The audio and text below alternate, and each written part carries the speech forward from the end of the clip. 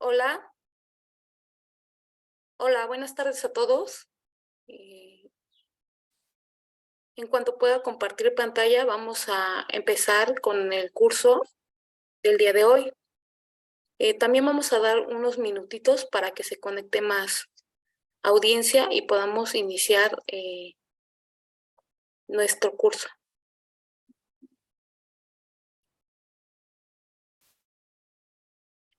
Listo, pues creo que ya están ahí viendo la pantalla.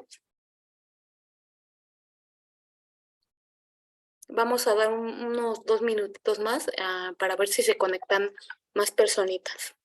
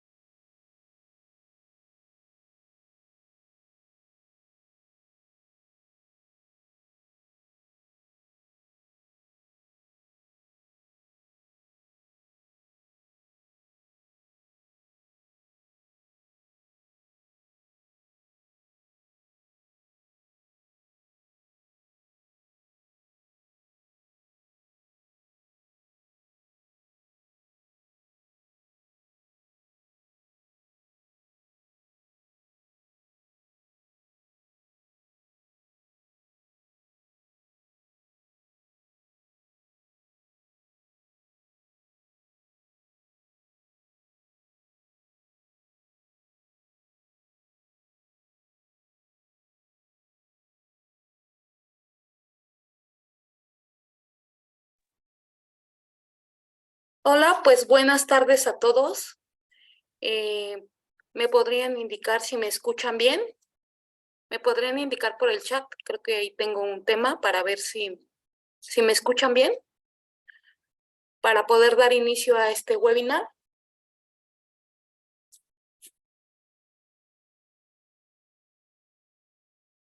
Ok, muchas gracias. Estoy leyéndolos, que se escucha bien. Pues vamos a dar inicio. Buenas tardes, gracias por acompañarnos esta tarde al curso. El tema de hoy, y que creo que a muchos nos interesa, es el de los descuentos al salario. En una relación de trabajo que muchos, obviamente la mayoría que estamos en este webinar y que formamos parte de GIA, pues tenemos constituida esa relación de trabajo con GIA. Algunos otros participantes de este webinar no son colaboradores o trabajadores de GIA, pero en algún momento de nuestras vidas hemos estado sujetos a una relación de trabajo. La relación de trabajo se constituye cuando se presta un servicio personal subordinado mediante la retribución de un salario. Entonces, los elementos esenciales de una relación de trabajo, pues son básicamente la prestación del servicio. Este servicio debe ser de carácter subordinado, es decir, que debemos estar bajo las órdenes de alguna persona. Y otro elemento esencial de la relación de trabajo lo es el salario, la contraprestación que nosotros recibimos de parte de esa persona a la que nosotros le prestamos un servicio. Y es muy importante en el mundo del derecho laboral esta institución del salario. Es una institución fundamental del derecho laboral y está protegido, como vamos a ver durante este webinar, en el que vamos a ver qué descuentos al salario están permitidos y para que podamos saber si nos pueden hacer algún tipo de descuento o no nuestro patrón.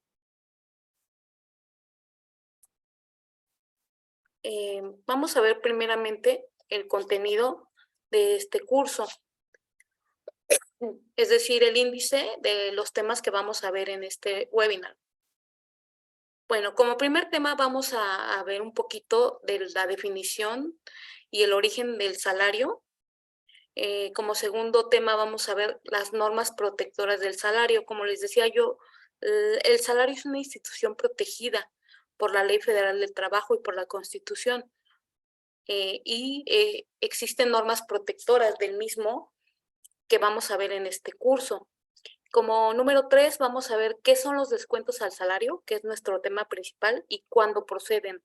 Son 7 supuestos en los que la Ley Federal del Trabajo permite a los patrones o empleadores realizar un descuento o una quita al salario, pero no en todos los casos procede. Por regla general no procedería, salvo en estos casos que la ley permite que se puedan hacer. Como número 4 vamos a ver los descuentos al salario mínimo, toda vez que el salario mínimo también se encuentra protegido en la ley y de manera diversa. Son menos supuestos en los cuales se puede hacer un descuento al salario mínimo. Como quinto punto vamos a ver los descuentos por deudas civiles y mercantiles, que vamos a terminar viendo que sí se pueden hacer estos tipos de descuentos y por qué es posible que se puedan hacer, con fundamento en qué se pueden hacer, ¿no? Como numeral 6 vamos a ver un tema muy importante que es el aviso de no descuento por cuotas sindicales. Vamos a conocer qué derechos tenemos para que nos opongamos a que no sean descontadas cuotas sindicales. Es un derecho, más no a no cubrir las cuotas. Lo veremos más adelante. En el numeral 7 vamos a ver la prelación de créditos, es decir, qué créditos tienen preferencia para ser pagados cuando hay varios créditos o varias deudas que tiene el trabajador, cuáles se les va a dar preferencia para que sean pagados. Y finalmente, como numeral 8, vamos a ver algunas recomendaciones para, en el caso de los empleadores, que sugerimos que se tienen que dar en el momento de hacer un descuento a los colaboradores que se encuentran adscritos a nuestra empresa. Bueno, como primer punto, es muy importante pues empezar desde el origen, ¿no? Del origen del salario. Como yo les decía, el salario es un elemento esencial de la relación de trabajo. Toda vez que si yo presto un servicio personal y subordinado, pero no tengo una contraprestación, no podemos hablar de que se trata de una relación de trabajo, ¿no? Puede ser que yo esté haciendo un servicio social, puede ser que yo esté haciendo un servicio a la comunidad. Al no recibir una contraprestación por ese servicio, perdón, no se configura una relación de trabajo. Al igual que la subordinación, que les decía yo, es un elemento esencial, y al igual lo es el salario. Toda esta palabra tiene un origen etimológico. La palabra salario procede del latín salarium, que tiene sus raíces en la palabra sal.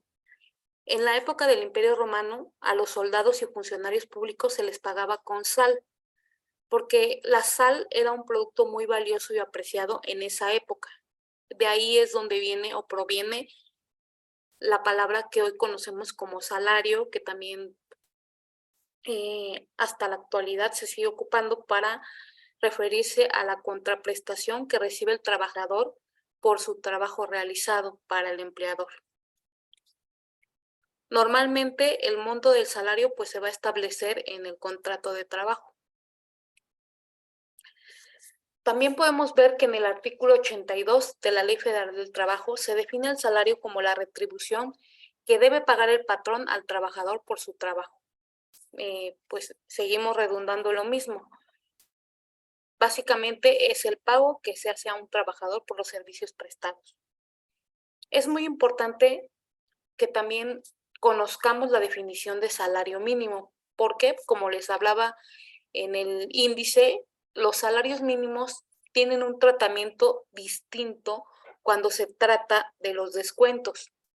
Precisamente, si el salario está protegido, los salarios mínimos tienen que tener una protección mayor.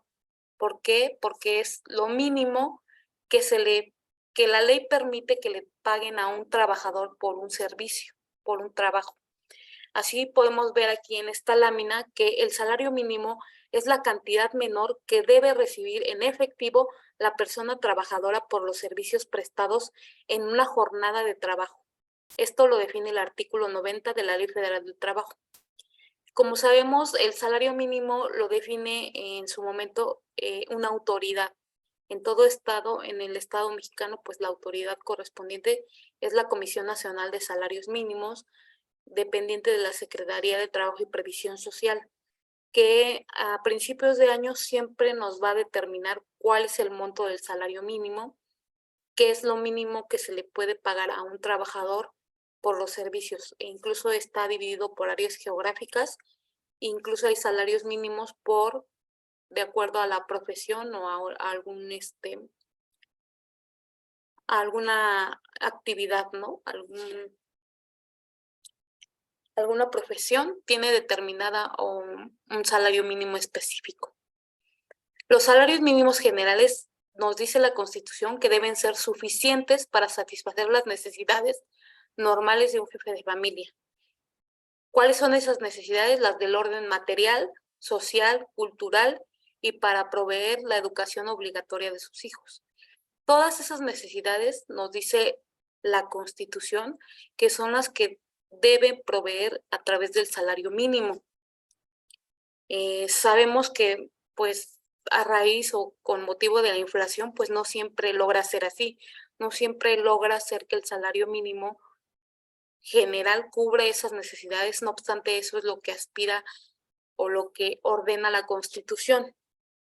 Sabemos que recientemente sí tuvo un aumento considerable, pero pues también, así como aumentó, pues también aumenta en su momento la inflación y los precios.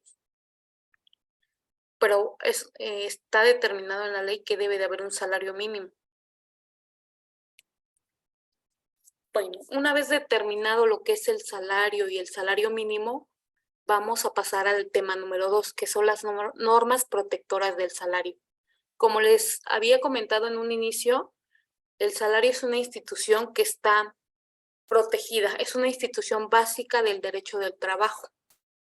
¿Qué quiere decir esto? Que está protegida en la Ley Federal del Trabajo y en la Constitución, está protegido el salario. ¿Por qué? Porque al ser una institución fundamental, representa para el Estado la base o el sustento material de los trabajadores y una aspiración a su dignificación social, personal y familiar. Es decir, a través de nuestro trabajo somos nosotros, los ciudadanos, somos dignificados por la retribución que recibimos. Toda persona que recibe un trabajo subordinado está obligada a otorgar por esa fuerza de trabajo, por ese servicio recibido, está obligada a otorgar una contraprestación para retribuir y para que la persona trabajadora pues tenga su sustento. Es por ello que la Ley Federal del Trabajo, en su título 3, capítulo 7, contiene un capítulo denominado Normas Protectoras y Privilegios del Salario. En este capítulo y en estas normas se prevén normas relativas a los derechos de los trabajadores para recibir y disponer libremente de sus salarios. Es decir, aquí en esta norma la ley nos va a prever cuáles son aquellas normas que debe observar el patrón al momento de cubrirle el salario al trabajador. ¿Para qué? Para que este trabajador pueda disponer libremente del salario y pueda recibirlo de la manera que lo prevé la ley.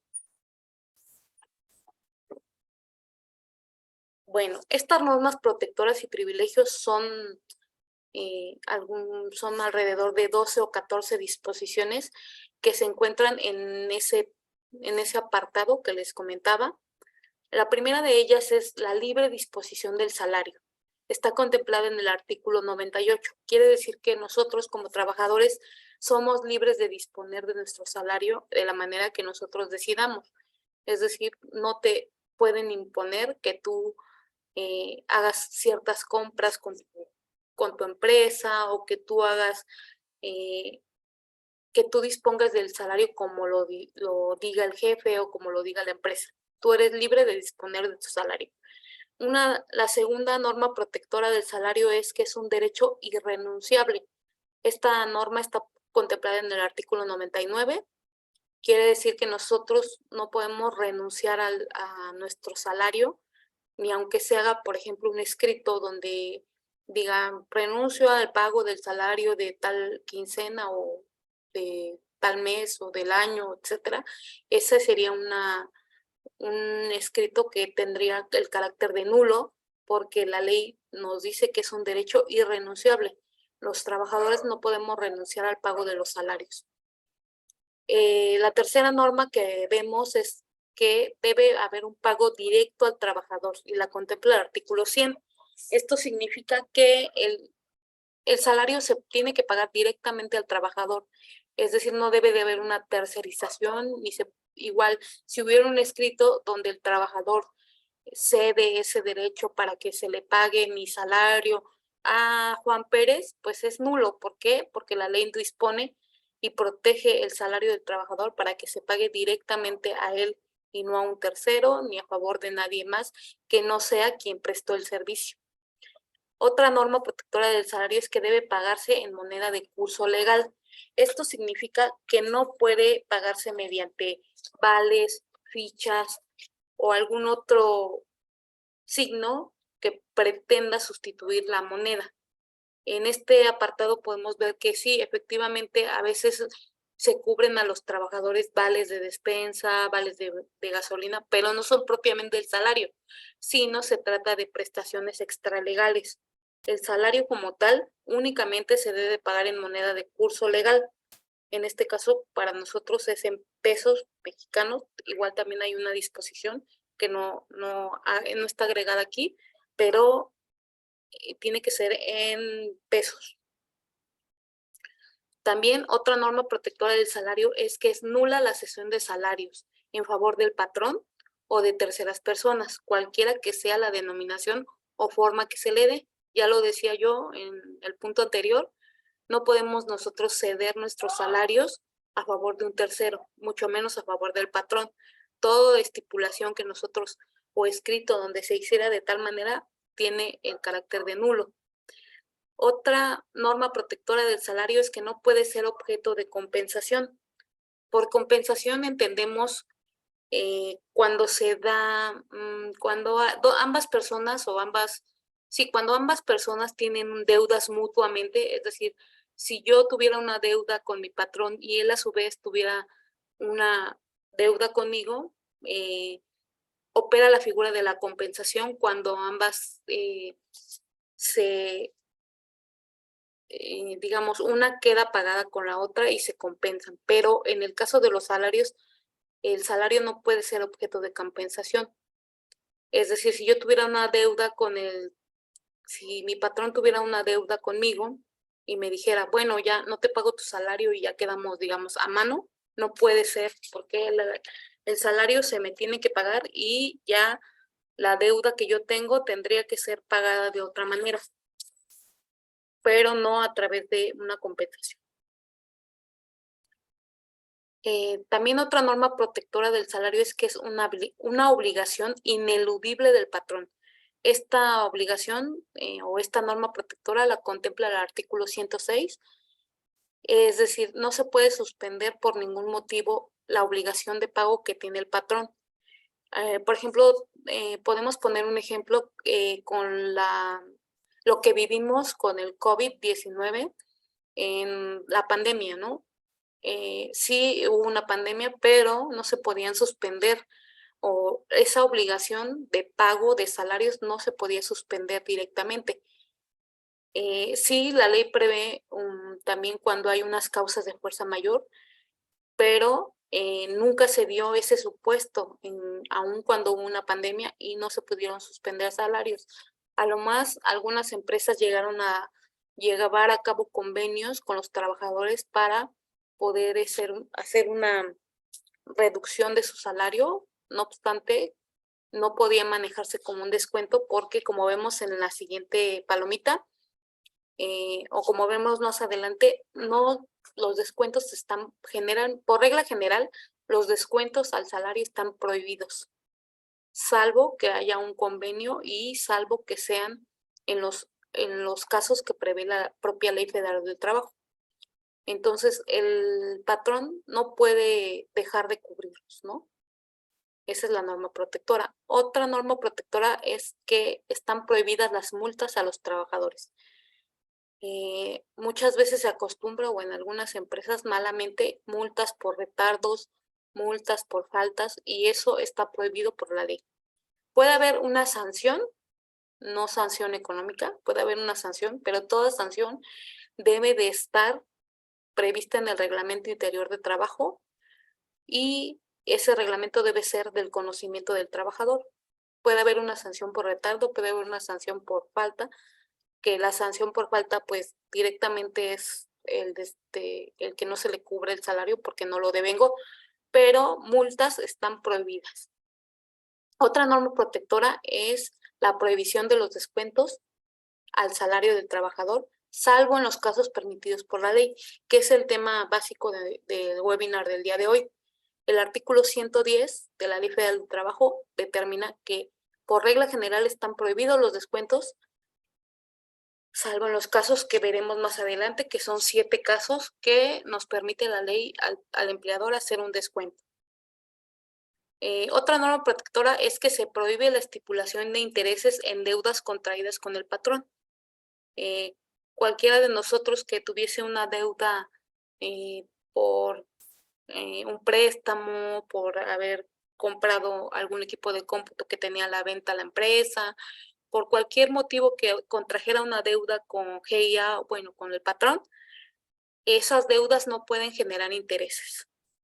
Otra norma protectora es que los salarios no pueden ser embargados, excepto en los casos de pensiones alimenticias. Esto lo dispone el artículo 112, la inembargabilidad de los salarios.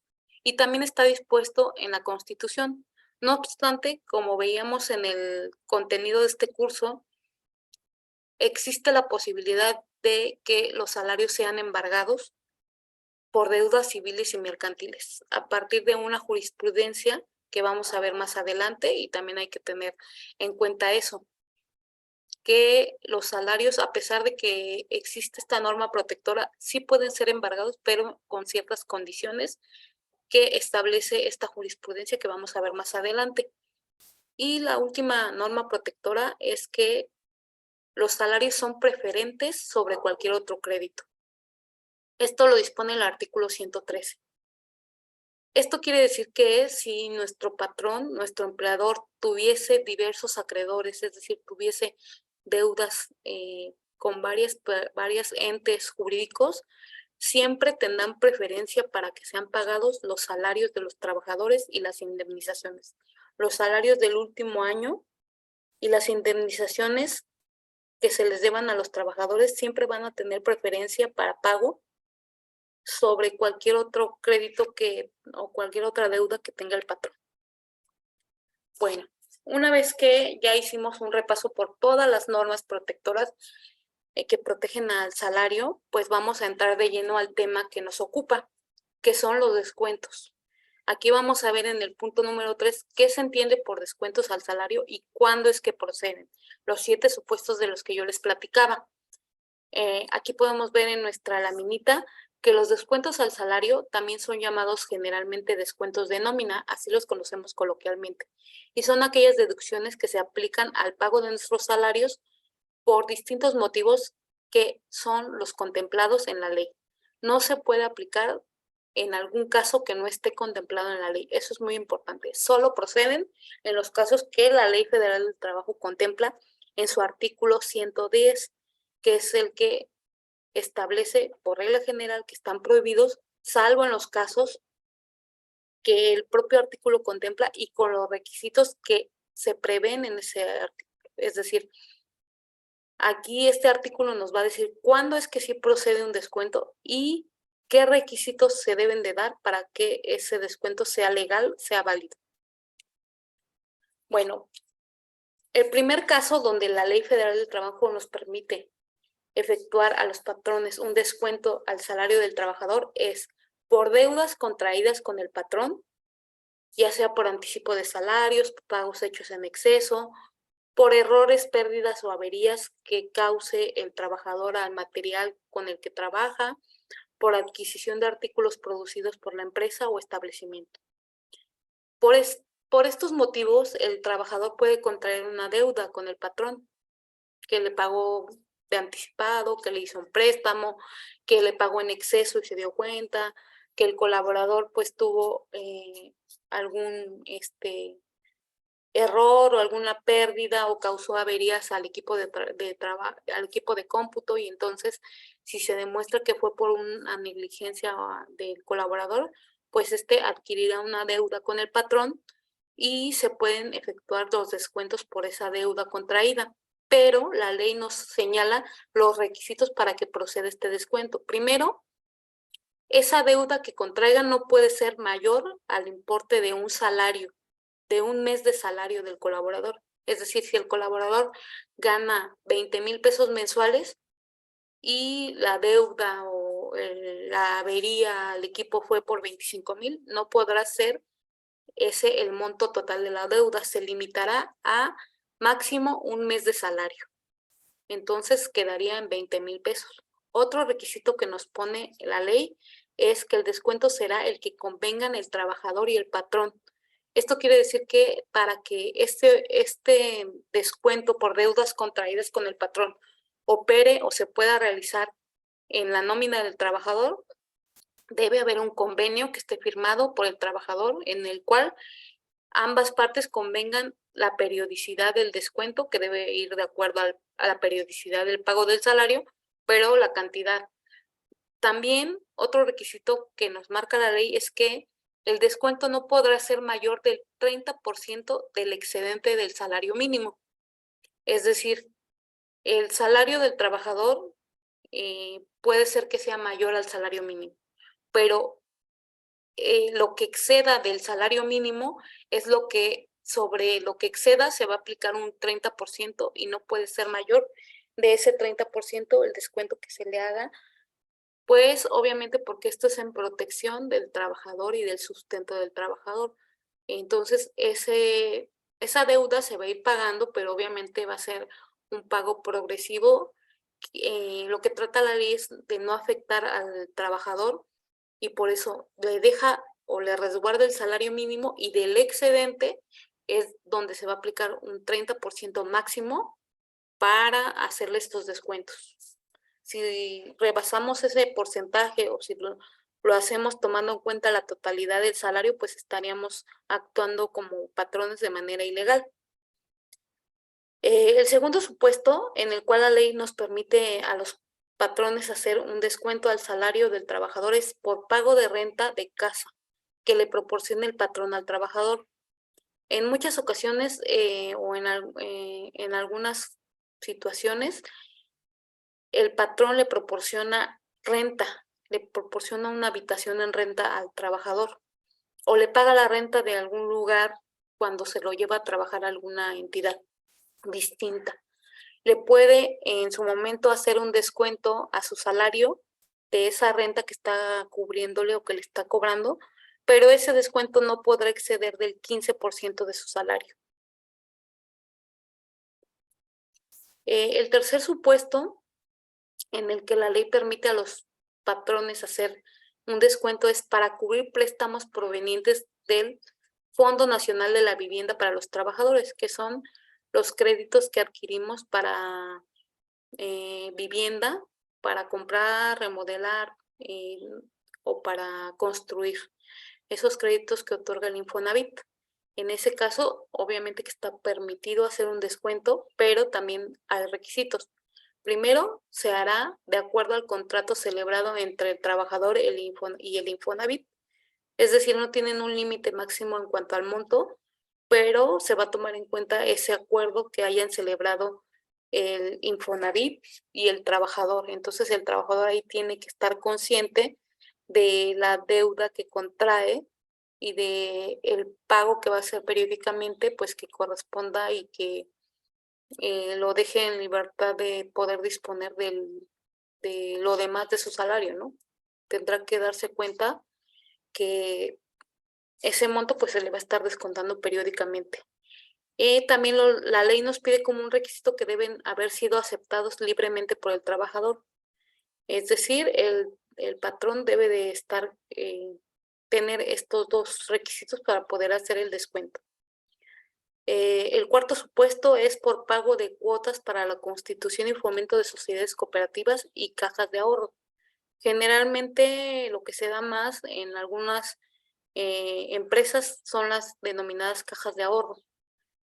Cuando se constituyen y se pagan cuotas por este concepto, la ley obviamente que permite al patrón poder realizar un descuento, el cual no puede ser mayor al 30% del excedente del salario mínimo, como decíamos, y el trabajador debe manifestar su conformidad con ese descuento. Son los dos requisitos que nos pide la ley para que el patrón pueda válidamente hacerle un descuento por concepto de caja de ahorro.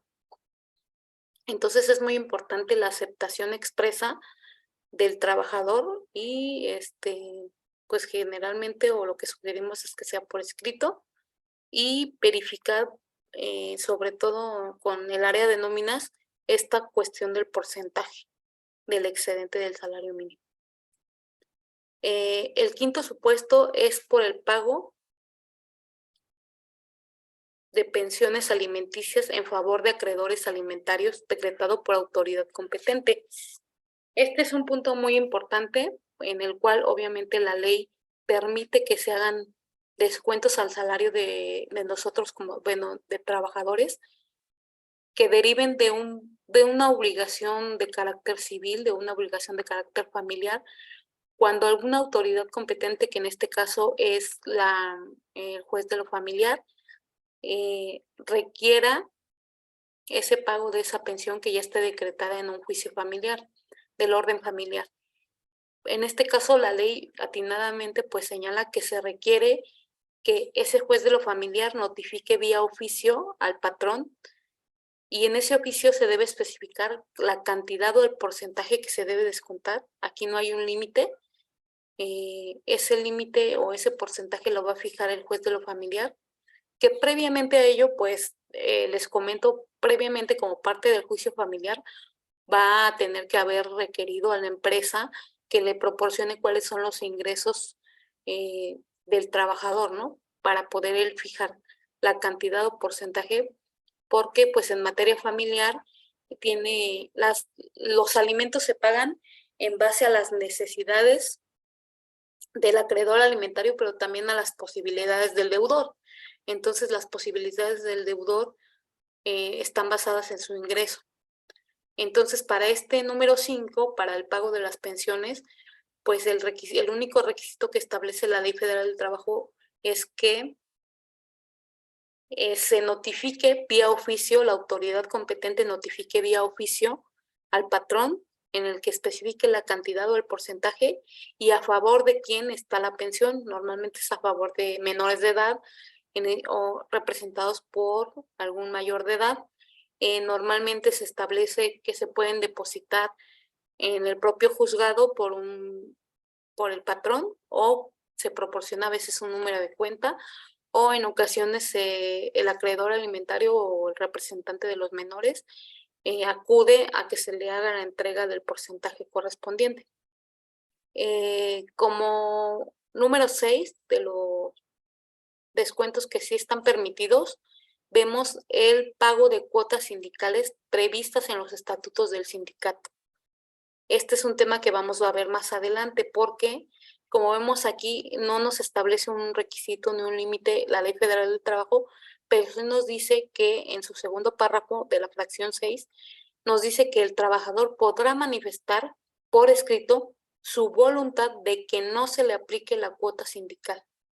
Aquí no nos pide que por escrito el trabajador manifieste que está de acuerdo con que se le descuente.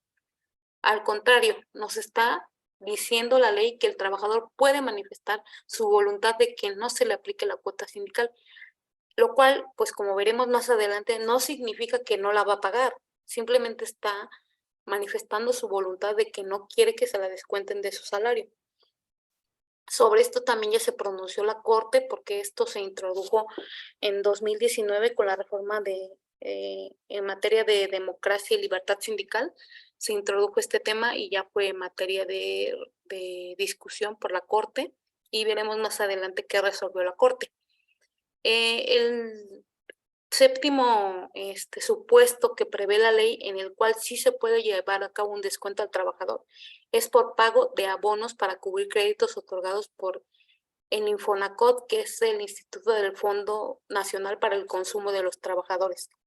El Fonacot normalmente funciona, que es una institución que respalda al trabajador para que pueda contraer, tenga créditos para el consumo, ya sea de bienes electrodomésticos, de bienes muebles, no inmuebles, de bienes muebles. Le otorga créditos, lo garantiza, y esos créditos pues se los van haciendo, obviamente los va pagando el trabajador vía descuento de su salario. La ley nos dice 2 requisitos para estos descuentos de crédito al consumo. No podrán exceder del 20% del salario, no habla del salario mínimo, y deben ser aceptados expresamente por el trabajador. En este sentido, el instituto sí otorga normalmente al trabajador una constancia para que el trabajador obviamente la haga.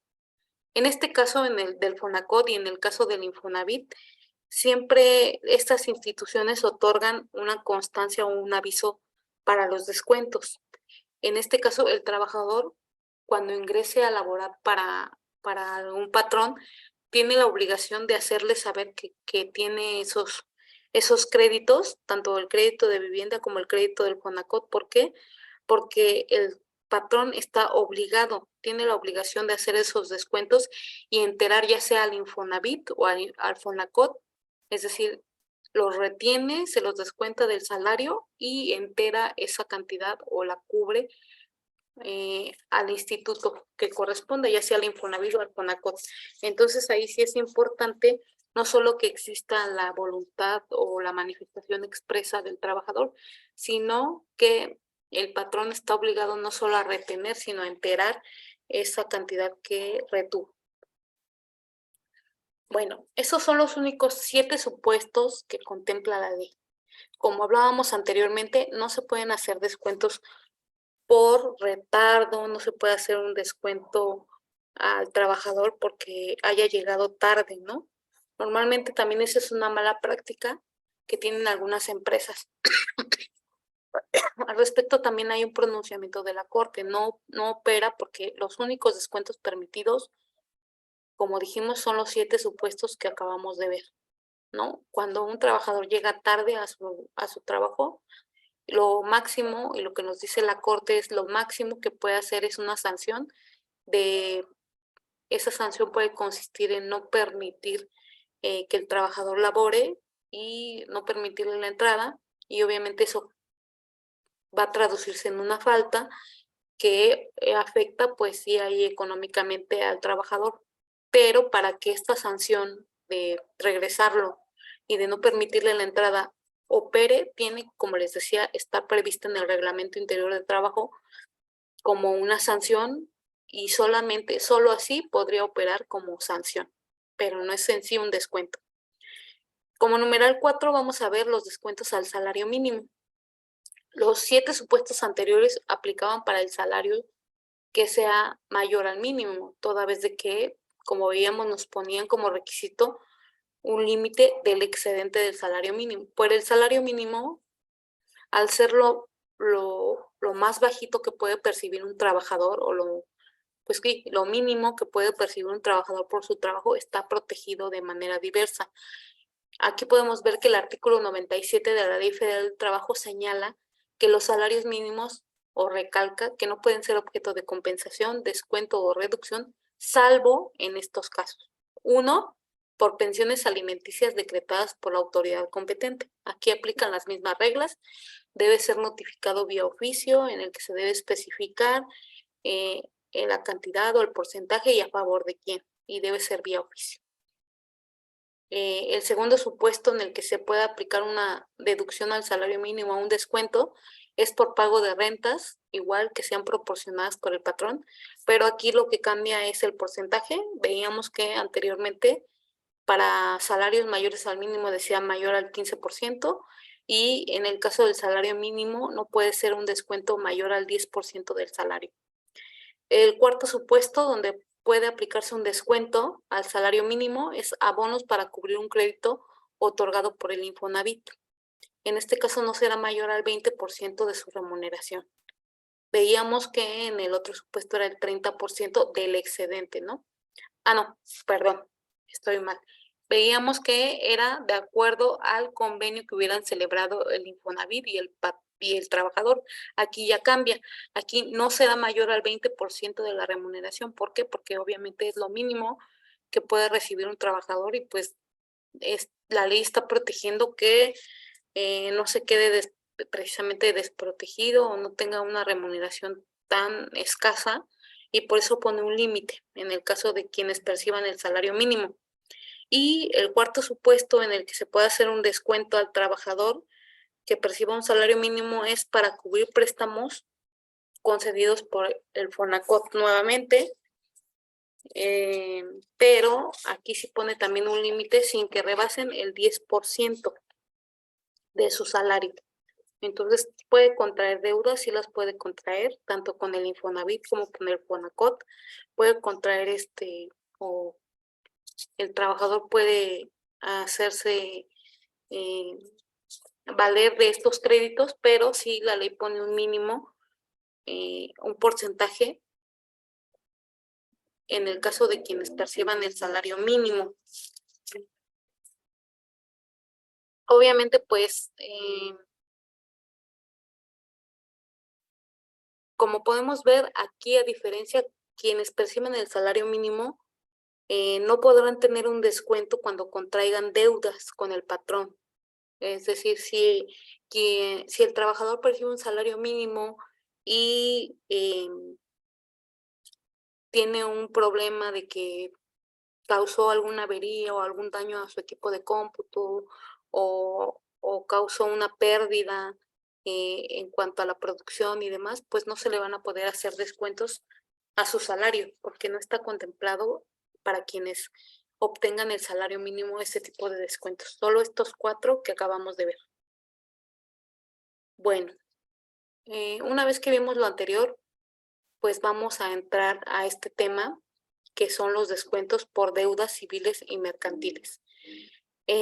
Hablábamos dentro de las normas protectoras del salario que la ley señala que los salarios no pueden ser embargados. La inembargabilidad de los salarios está prevista tanto en la Ley Federal del Trabajo como en la Constitución. No obstante, a partir del 16 de junio de 2014, existe una jurisprudencia que estamos aquí citando en la lámina, y a raíz de esta jurisprudencia, la Corte determinó que los salarios de los trabajadores pueden ser embargados para el pago de deudas de carácter civil y mercantil, ya no solamente por cuestiones de pensiones alimenticias, como veíamos, pero limitó dicha medida a un 30% del excedente del salario mínimo.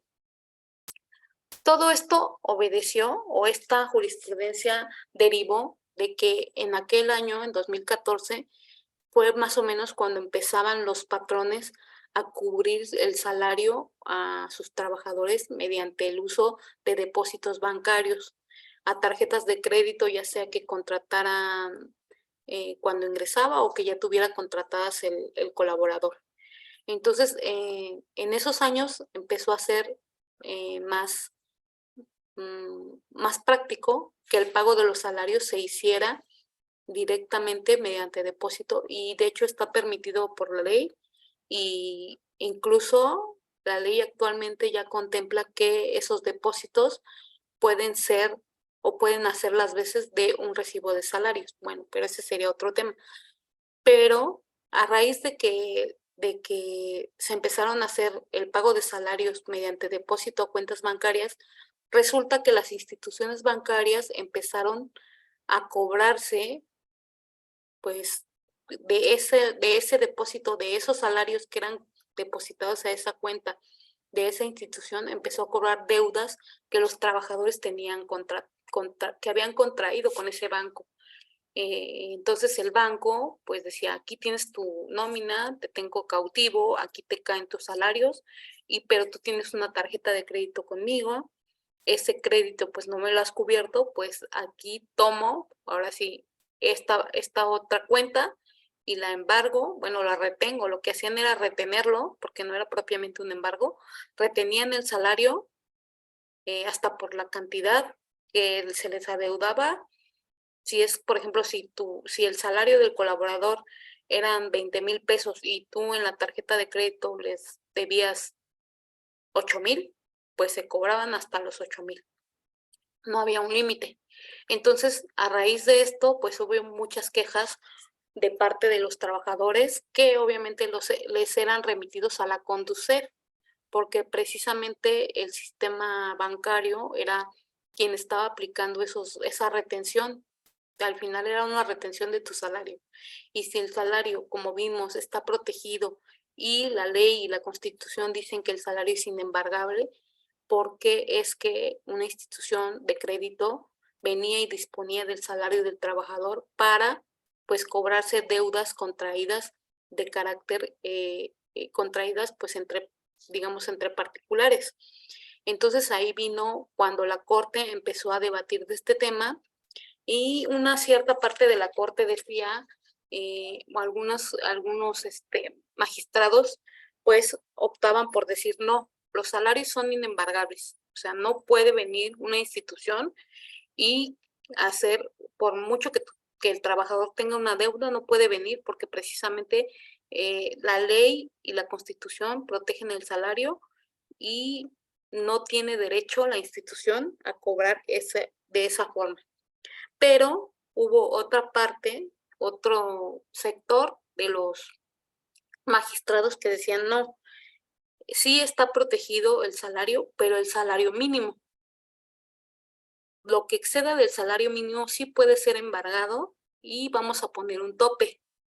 ¿Un tope para qué? Para que el trabajador pues no se quede pues afectado más de lo que debe de ser y no le cobren o no le puedan cobrar el total, y fue cuando establecieron este porcentaje. Entonces viene ahí el debate, y esta jurisprudencia precisamente resuelve una contradicción de tesis, porque algunos decían que no se puede afectar el salario, otros dijeron que sí se puede embargar, y finalmente esa contradicción de tesis que hubo, o esa contradicción de criterios, derivó en esta jurisprudencia que podemos leer. Dice salario mínimo, bueno, el rubro, así se le llama legalmente, dice salario mínimo, la autoridad jurisdiccional puede ordenar el embargo sobre el excedente de su monto para el aseguramiento de obligaciones de carácter civil o mercantil contraídas por el trabajador, en principio solo respecto del 30% de ese excedente.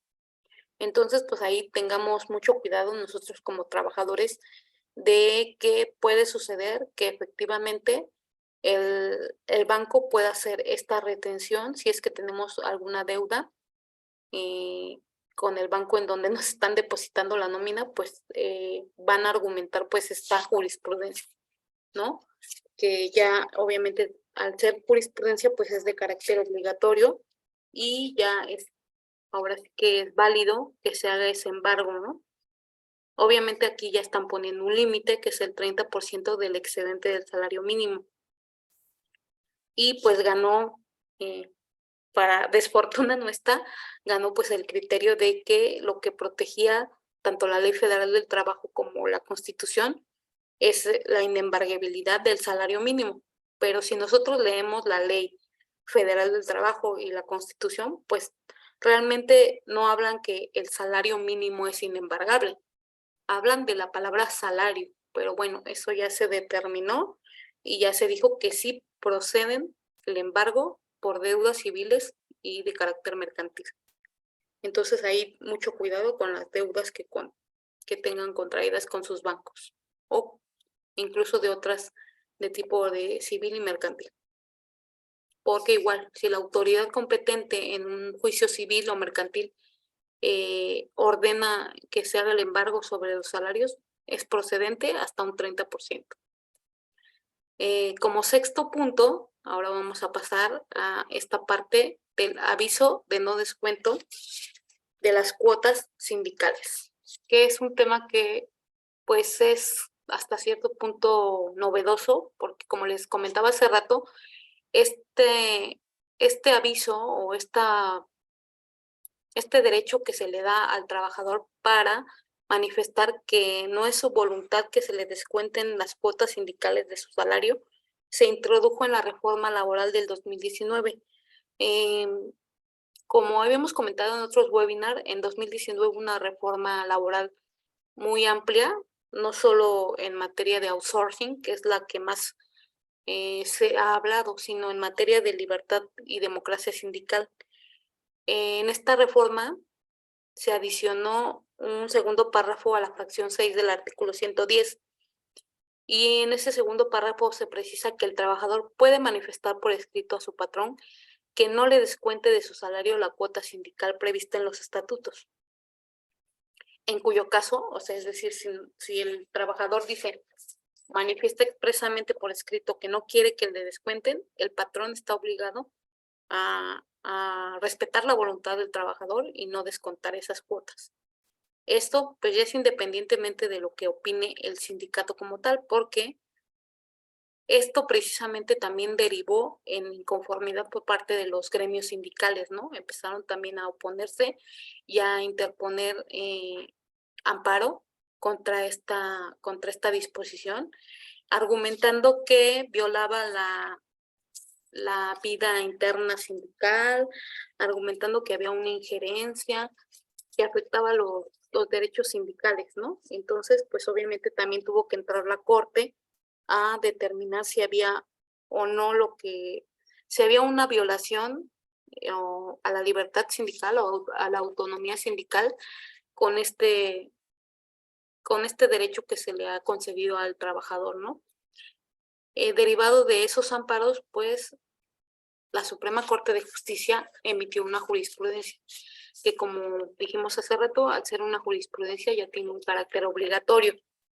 Esta jurisprudencia determina o precisa que ese derecho que se les concedió a los trabajadores para oponerse al descuento de la cuota sindical no representa nunca una vulneración a los derechos colectivos de libertad y autonomía sindical.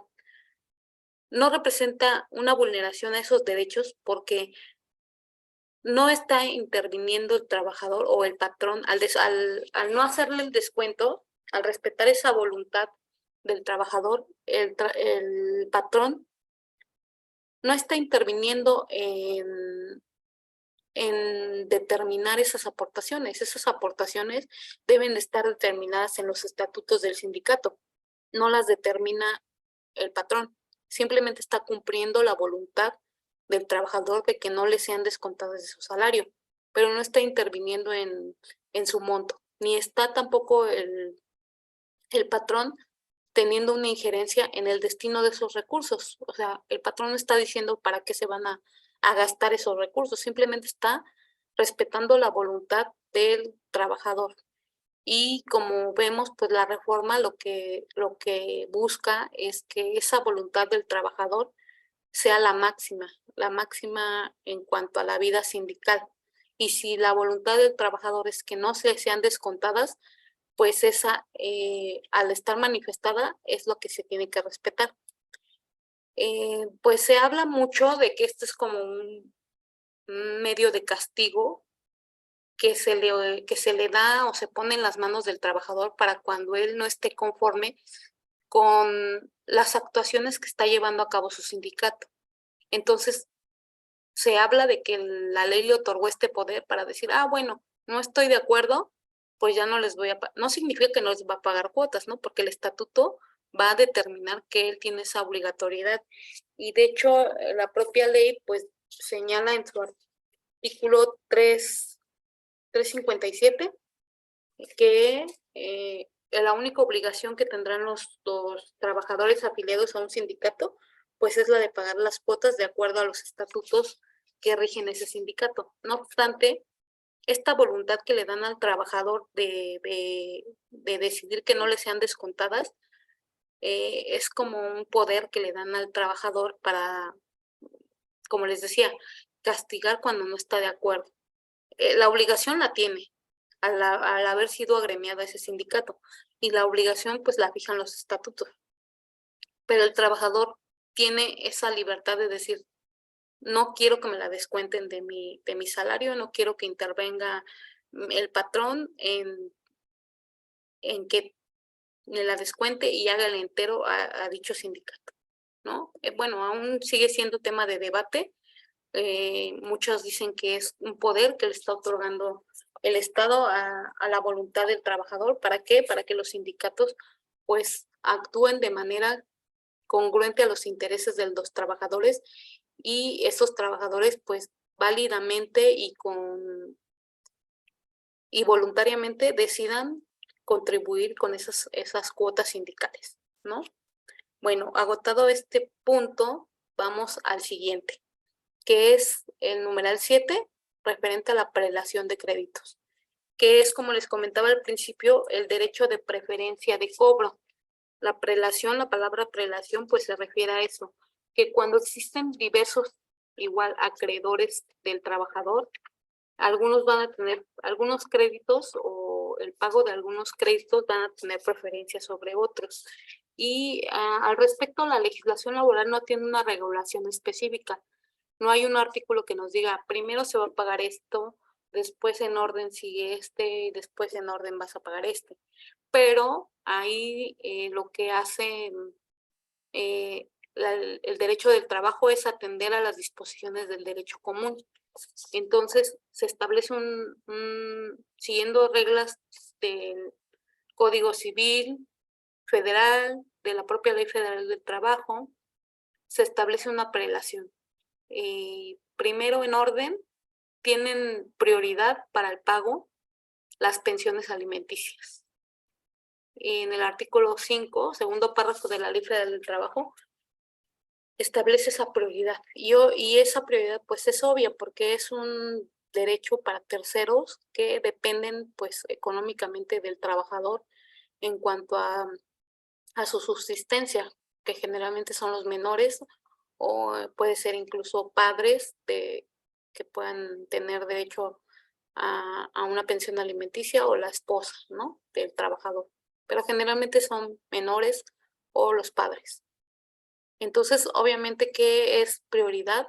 Atender al cobro o al descuento de esas pensiones por sobre otros créditos que contraiga, ¿no?, el trabajador. En segundo lugar, en la prelación de créditos estarían los créditos al Fondo Nacional para el Consumo, que pues suena como ilógico, porque tampoco es algo prioritario o suene prioritario, porque los créditos al consumo, como les decía, pues es cuando adquieren televisiones, refrigeradores, artículos de consumo, pero también con una reforma a la fracción 26 del artículo 132 se dijo que estos créditos están por encima de cualquier otro de otras instituciones. Entonces, atendiendo a esa disposición del artículo 132, pues serían en segundo lugar estos créditos del FONACOT, y en tercer lugar entrarían los créditos que consten en escritura pública, como son los créditos hipotecarios, que serían en este caso los del Infonavit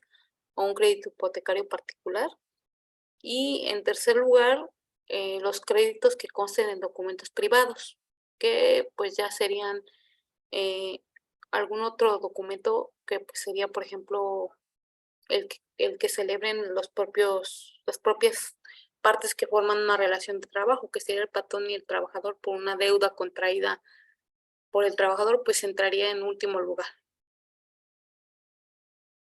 Finalmente, como punto número 8, pues vamos a hablar de unas recomendaciones para aquellos patrones o incluso pues la pueden servir para los trabajadores en cuanto a los descuentos. Primero que nada, previo a realizar un descuento, el patrón debe revisar el artículo 110 para verificar si efectivamente se puede realizar o no ese descuento y hasta por qué cantidad es la correcta que le puede descontar. Entonces, nuestro base principal para poder efectuar un descuento es el artículo 110 y nos vamos a ir a esos 7 supuestos. Si encuadra en un supuesto, vamos a tener que cumplir los requisitos de ese supuesto y una vez verificado esto, ya proceder a hacer el descuento. Pero una segunda recomendación es que se entregue un escrito al trabajador en el que se detallen los motivos del descuento que se le va a efectuar, el motivo de los mismos, para que lo firme y nosotros tengamos el sustento, los patrones, de que hubo conocimiento y aceptación de dicho descuento. Porque si vemos en los 7 supuestos, en la mayoría de ellos nos piden que haya una aceptación expresa o una aceptación de parte del trabajador. Entonces, en cualquier caso que sea un descuento, primero que nada, ver el artículo 110, ver en cuál de sus fracciones se encuadra, que se cumplan los requisitos y que conste por escrito que el trabajador manifestó su voluntad y que está enterado de los detalles de ese descuento, por qué motivo se le efectúa. En el caso de, salvo ahí los descuentos impuestos por una autoridad, porque nuestro sustento legal para los patrones en el caso de los descuentos por pensión alimenticia, pues va a ser el oficio, o en el caso de los descuentos que se pudieran dar por un embargo, pues va a ser la orden de la autoridad, ¿no? En el caso, por ejemplo, de los descuentos de Infonavit y del Conacot, pues también los avisos de retención que nos entreguen en su momento los colaboradores. No obstante, sí se sugiere de cualquier manera hacer este escrito donde el colaborador o el trabajador acepta expresamente que se le haga ese descuento por tal motivo, por el crédito tal, bajo el número tal, y que se le va a hacer a partir de tal fecha. Bueno, pues con este último tema cerramos el webinar. Espero no estar tan fuera de tiempo, ya que es viernes y pues cualquier duda, pues estamos a sus órdenes en el área jurídico laboral.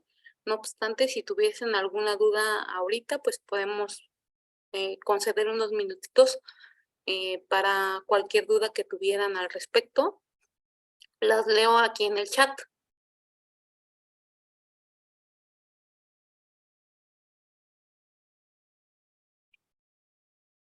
Hay una disculpa porque no sé qué sucedió con la cámara. No pude transmitir con imagen. Pero bueno, espero que no tengan ninguna duda, no veo ninguna preguntita.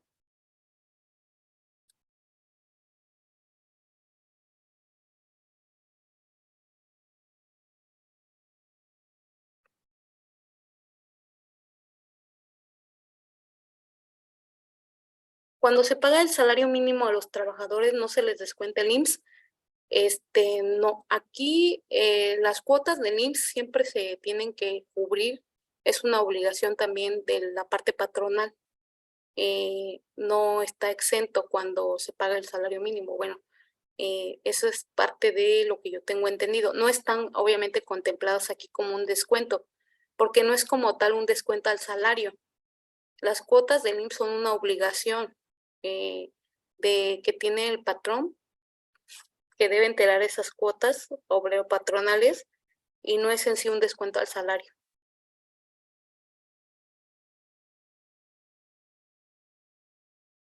¿Alguna otra pregunta?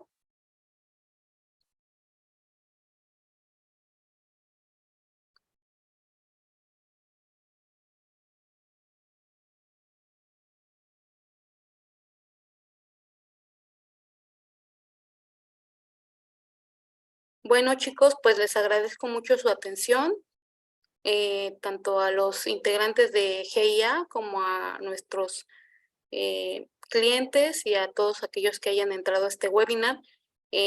Vamos a tomar asistencia. Tomé una captura al inicio, ahorita voy a darme la oportunidad de unos minutitos para tomarles asistencia a este curso para poder ser evaluados. Por favor, permanezcan las personas de GIA para poder tomar asistencia. Yo les indico cuando ya haya concluido.